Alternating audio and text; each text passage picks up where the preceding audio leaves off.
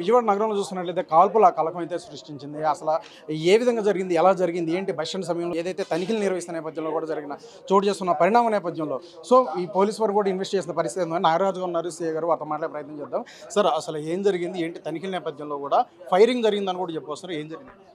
సాధారణ తనిఖీలో భాగంగా బస్టాండ్లో ఉన్న లాడ్జెస్ డార్మిటర్స్ అన్ని చెక్ చేయడం జరిగింది. ఈరోజు ఉదయం 6:30 సమయంలో మా సిబ్బంది ఈ డార్మిటరీ చెక్ చేసే సందర్భంలో ఒక వ్యక్తి అనుమానాస్పదంగా కనిపించారు. ఆ అనుమానాస్పద వ్యక్తిని మా క్వశ్చన్ చేసే సందర్భంలో మా వాళ్ళు పట్టుకోవడం ప్రయత్నించగా మా వారిని తోసి వెపన్ చూపించి పారిపోవడం జరిగింది. అతని గురించి ప్రస్తుతం గాలిస్తున్నాం. అతని వివరాలు అయితే మురళి వరంగల్ అని తెలిసింది, తెలంగాణ చెందిన వ్యక్తి. అతని మీద క్రిమినల్ హిస్టరీ అయితే ఏపీలో ఏమీ లేనట్టుగా మేము భావిస్తున్నాం. అదే తెలంగాణ అధికారులతో కూడా మేము సంప్రదించాం.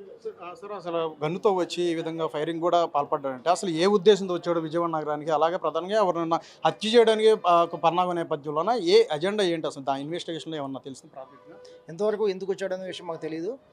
అయితే అతను వెపన్తో బెదిరించి తప్ప ఎటువంటి కాల్పులకు పాల్పడలేదు. నగరంలో ఇటువంటి ఫైరింగ్ అనేది చోటు చేసుకునే నేపథ్యంలో కూడా ఏంటి అంటే 9mm బుల్లెట్ సంబంధించి ఏదైతే ఛాంబర్లోకి రాకపోవడం, ఫైరింగ్ చేసే నేపథ్యంలో టెక్నికల్ ఇష్యూ వల్ల అది ఫైరింగ్ కూడా అవ్వలేదు, లేదంటే ప్రాణాపాయం ఇటు పోలీసు వరకు కూడా జరిగే నేపథ్యం అయితే కనిపిస్తుంది. దాని మీద అదే అతను పట్టుకున్న తర్వాత కానీ ఈ విషయం ఎందుకు తెలియదు. పట్టుకున్న తర్వాత ఎఫ్ఎస్ఎల్కి పంపిస్తే ఫైర్ చేయటట్టు ప్రయత్నించడా లేదా, దాన్ని కాక్ చేసడా లేదా అనేది ఆ ఫైర్ వెపన్ ఏంటనేది తెలుస్తుంది. అతను పట్టుకున్న తర్వాత పూర్తిగా వివరాలు మీకు తెలియజేస్తాం.